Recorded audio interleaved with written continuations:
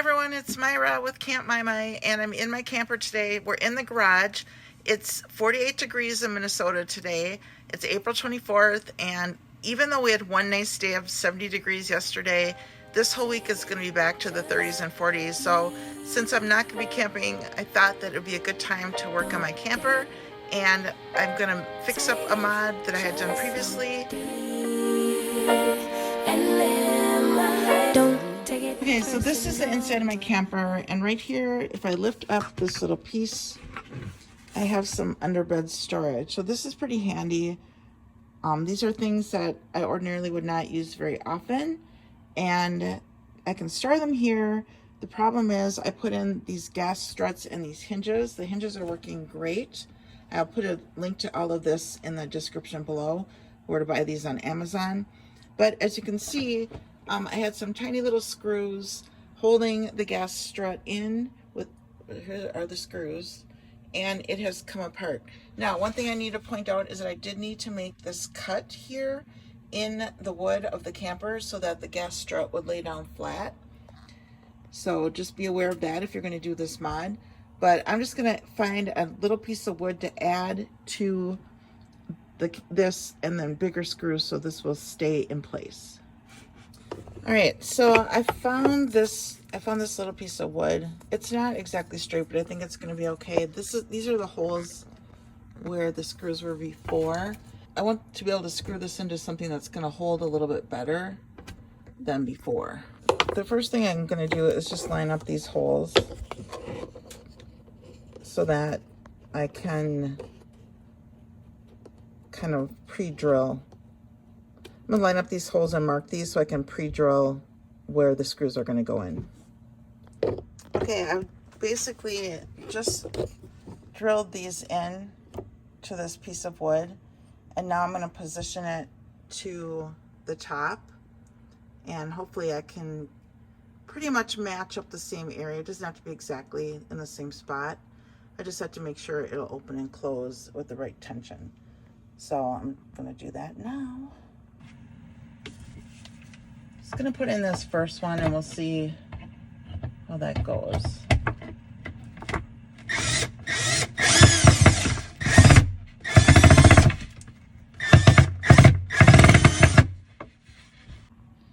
Okay, so that did the trick. See how it fits right down, and then it easily comes up again, which is what I wanted, so that's good. All right, now that I've got this strut fixed, let me show you what I keep in here. So this would be the driver's side of the camper, and when you are in a campsite, this is going to be the opposite side to probably where you'd open the door to go out into the campsite. So this is where I'm going to keep the things that I really don't use very often, or I don't need to access very often. So I have a couple extension cords there. I've got my cast iron pan, a couple marshmallow roasting sticks. These are pads that I can put underneath the stabilizers in case it's sandy soil or muddy or something like that. A griddle, so this can go on the stove or over, if you have a campfire that has a grate over it, you can put that on top of that as well.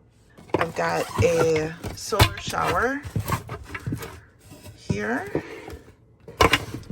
I've got a hammock, and this is, I think, a sleeping pad. Yep, that's this extra sleeping pad. This is just the bag for my locks. I think that's more extension cords. This is just a block of wood in case I need to put another block in back of my tires for extra safety. This is a hose to fill up the water tank. And the water tank is on this side of the camper. And then I've got an extra leash for my dog. Now, I don't have this fully packed. It's been in storage in my garage all winter. So this is by far not everything that I would keep here. But mostly I keep things I won't use very often. If I think I'll use them more often, I'll put them up front here so I can just grab them easily. Because of course, usually I'd have gear here in my camper. Right now my mattress is doubled up, so it's only taking up half the camper, but typically I'd have gear here.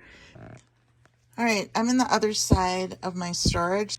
This would be the passenger side if you're driving. So I would suggest that if you have things that you might need in an emergency, like let's say you had to pull over on the side of the road, this will be the less busy side of the road. So this would be a good place for you to put, like, if you have a jack that you carry, which I keep in my tow vehicle, any tools, anything like that would be good on this side. But I'll show you what I have in here now. I have found these cute little bins at Target, and they're only a couple of inches deep, so they fit really well in here. This one, I have tools, I have some Velcro, a lock, some batteries, electrical tape, a level, some fuses I have in here, extra dog collar, flashlight, a couple knives, corkscrew.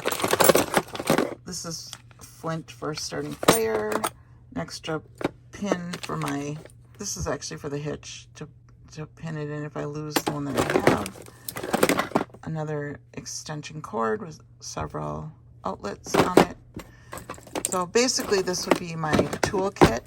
Now I do have a tool that I can use to take off the spare or crank down the spare, but I keep that up there I keep it up there in that cabinet so it's very easily reached. I don't have to dig around anything to get that.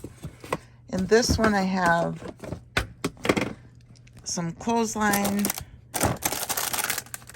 and my Thermacell. I have a couple Thermacell products, refills, Tide Pods in case I need to do laundry, more Thermacell. And this is just extra guidelines. So mainly guidelines and anything for my Thermacell. And I will tell you guys that the Thermacell products really work. If you want to know what works for mosquitoes, they really work. This is a foldable shovel in this bag, and this is called a wet pack. So if you need to carry things and make sure they stay dry, that's what this is. Then I have a Kahaki rainfly. So this is a hammock rainfly. This is what it looks like, but I don't necessarily think I'd use it for a hammock. What I'm going to play around with is putting this as an awning over the door. If I don't want to put up my tent, if let's say I'm staying somewhere one night but it's raining, I'm going to play around with that and my suction cup mounts to see if I can just fashion out an awning to put over the side of the camper. So I'll do a video on that too. And then here it says stakes on it, so I've got some extra stakes. I have an extra 15 amp to 30 amp, I don't know, I think that's called a dog bone or something like that. Some extra tie-downs and a couple, just basically stakes and other things. So mainly in here I just have tools. And again, if I think I'm going to use something often, I'm not going to put it in here. But anyway, like I said, any tools or anything like that, you're going to want to keep on this side, which again is the passenger side. Because imagine being on the side of a highway, you have to pull over and fix something or change a tire or something like that. You want your tools on the safer side of the vehicle.